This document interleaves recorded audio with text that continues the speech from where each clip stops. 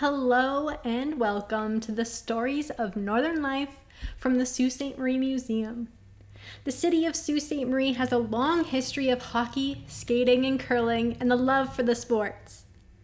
The need for arenas in this area has been around for decades, and I don't think that need will die off anytime soon. We're going to talk about some of the arenas in Sault Ste. Marie history, so let's get into it.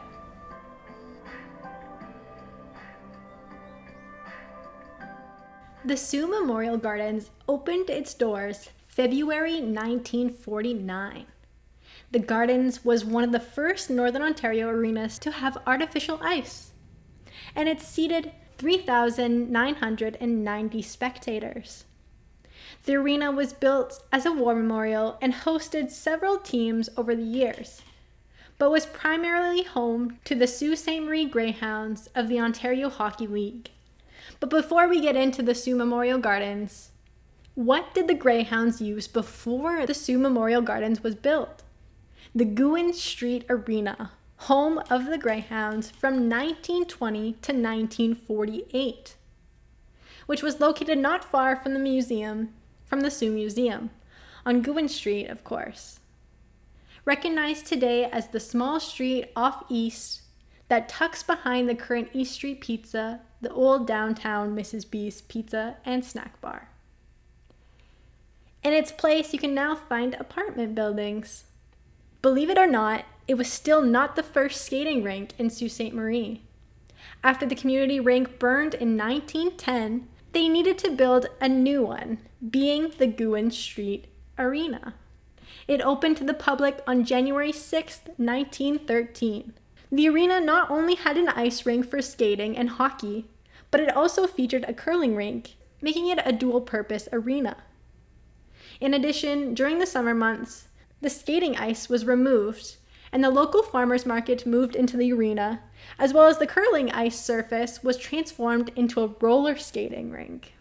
It served many roles and purposes for the community in its day, and maybe I'll do a whole podcast on the old Gouin Street Arena. But for now, let's jump to January 7th, 1946. The city of Sault Ste. Marie voted to construct a new recreational facility with an arena. It was approved by the city's residents via a questionnaire to replace the then existing Gouin Street Arena. The Gouin Street Arena didn't cease to exist until 1965, when a disastrous fire struck the building. The plan for the new building originally intended to be more than an arena. It included an indoor pool, auditorium, and large outdoor fountains.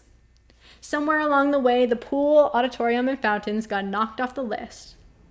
The official groundbreaking ceremony took place about 9 months later on September 18, 1946. The construction would take 2.5 years to complete, costing $765,000.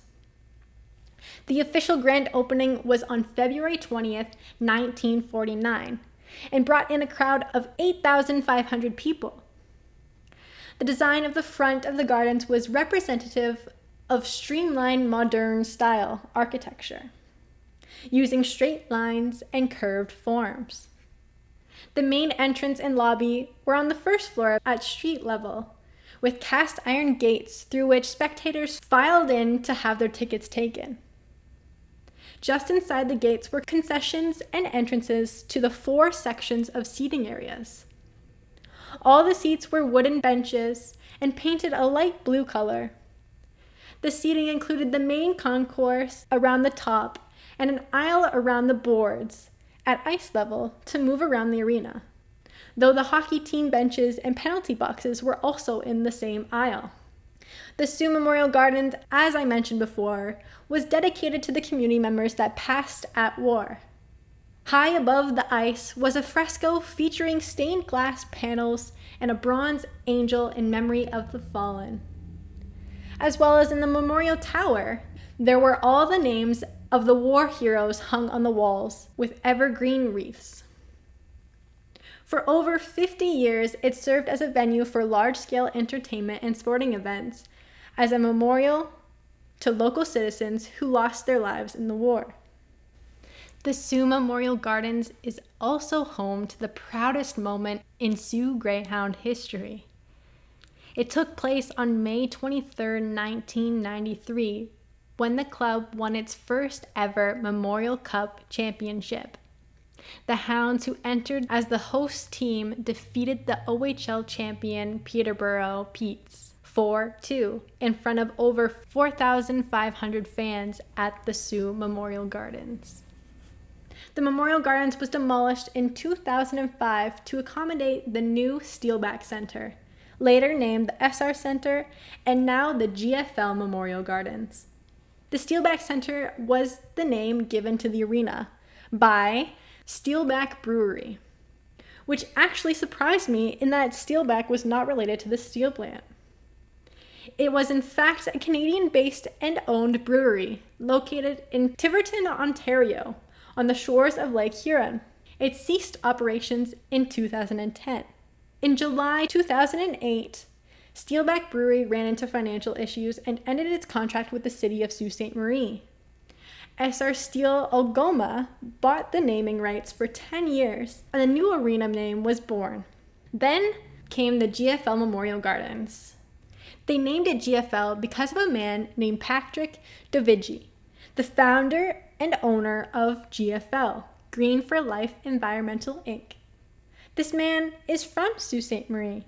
He grew up playing hockey and was quite good, in fact. He played OHL with the Erie Otters, then NHL with the Edmonton Oilers as a goalie.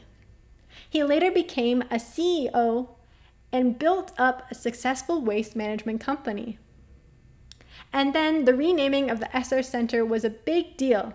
With the expanding company, and as a Saulite and a young boy that played hockey here, GFL will pay $75,000 a year for 10 years in exchange for naming rights.